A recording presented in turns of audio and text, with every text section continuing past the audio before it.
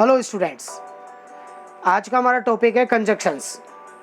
जैसा कि आप छोटी क्लासेस से यूज ऑफ एंड, बट, और, बोथ एंड ये पढ़ते हुए आ रहे हैं, यही कंजक्शंस हैं। हम इसी में कुछ और बात करेंगे आज।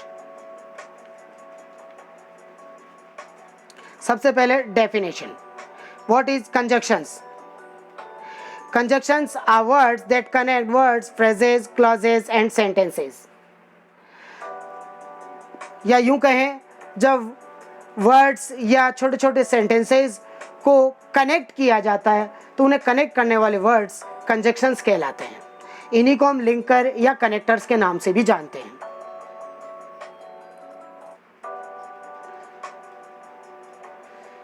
Now look at kinds of conjunctions. There are 4 kinds of conjunctions.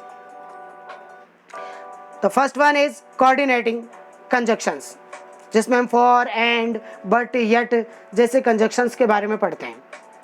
Consecutive adverbs, जिसमें हम देन, बिसाइड, मीनवाइल जैसी एडवर्ब्स के बारे में बात करते हैं। कोरिलेटिव कंजक्शंस, जिसमें हम दो कनेक्टर को यूज करके कंजक्शन का रोल प्ले करते हैं।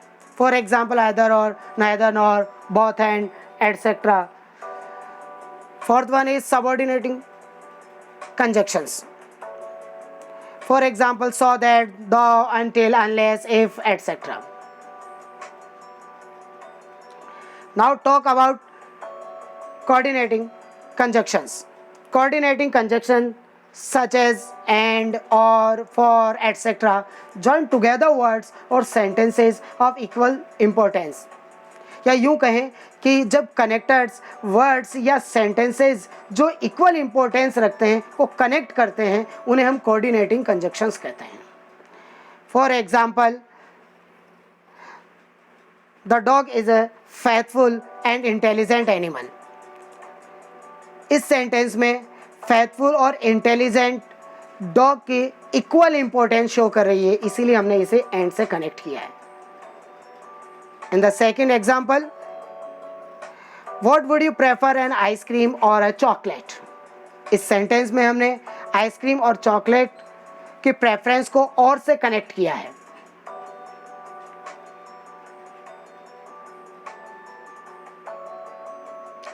Now talk about consecutive adverb.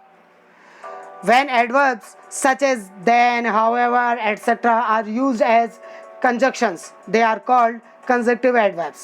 या यूं कहें कि जब एडवर्ब्स का यूज कंजक्शन के रूप में किया जाता है तो वो कंजक्टिव एडवर्ब्स कहलाती हैं। For example, the baby fell asleep, the doorbell rang.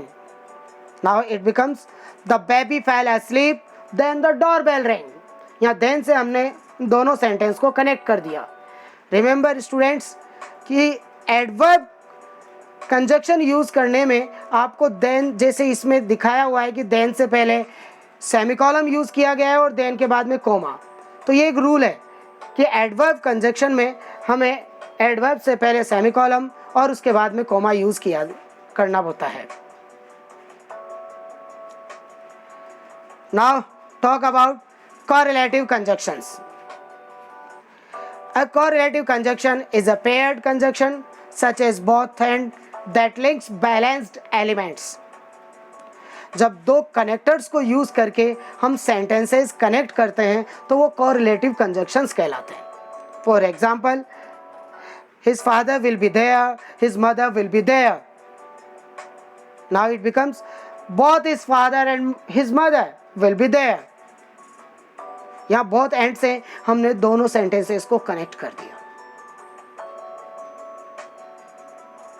Now the fourth kind of conjunction, subordinating conjunctions. A subordinating conjunctions such as although, unless, etc. joins a subordinate clause to main clause.